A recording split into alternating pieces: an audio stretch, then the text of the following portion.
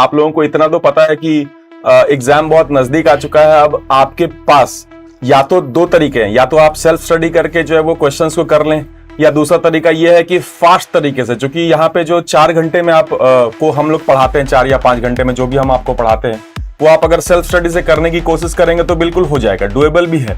लेकिन प्रॉब्लम कई बार क्या होता है कि अंदर से जो है मोटिवेशन नहीं आ पाता है, डिसिप्लिन नहीं आ पाता है। तो टीचर के साथ चलने में आ जाता है। बिल्कुल, टीचर के साथ चलने में जो है आप डिसिप्लिन वे में चलते हैं। और साथ साथ जो क्वेश्चंस हम लोग यहाँ पे रख रहे हैं, ये क्वेश्चन जो है वो हमें लगता है कि रेलेवेंट क्वेश्चंस, और आप देखेंगे आने वाले जनवरी शिफ्ट में आप देखेंगे कि ये रामबाण सीरीज से कई सारे क्वेश्चन जो है वो हूबहू, थोड़े बहुत डेटा भी कई बार चेंज नहीं होता है, कई बार डेटा चेंज करके, बट कॉन्सेप्ट एटलीस्ट जो है वो हम लोग सेम जो है वो कई बार देखते हैं कि एग्जाम में आ जाता है। तो टीचर के एक्सपीरियंस का आप लोग को फायदा उठाना है।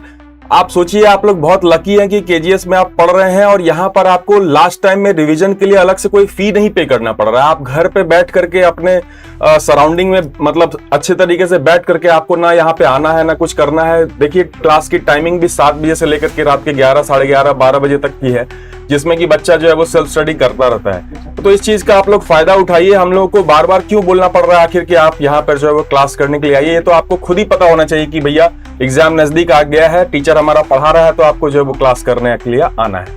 क्योंकि ये शॉर्ट फॉर्म में जो हम आपको रिवाइज करवा रहे हैं, 12th के बच्चे या फिर जो टॉपर के बच्चे, इनको ये तो समझ होगा कि इतने दिन तक जो पढ़ाई आपने किया है, अच्छे तरीके से आपने पढ़ाई कर लिया है, कोई दिक्कत नहीं है। अलग अलग आपने टेस्ट भी दे दिया है, कोई दिक्कत नहीं। लेकिन समस्या ये है कि लास्ट टाइम में जो है वो आपको फॉर्मूला कई बार याद नहीं रहता है, कई बार कॉन्सेप्ट क्या लगाएंगे ये याद नहीं रहता है, रिवाइव नहीं हो पाता है चीजें। तो जब तक आप ये सीरीज नहीं करेंगे तब तक वो रिवीजन बहुत अच्छे तरीके से कई बार अपने से नहीं हो पाता है। ये आपके लिए बेनिफिशियल बिल्कुल है, जो कि हम नहीं कह रहे हैं, ये बच्चे ही बताते हैं हमें।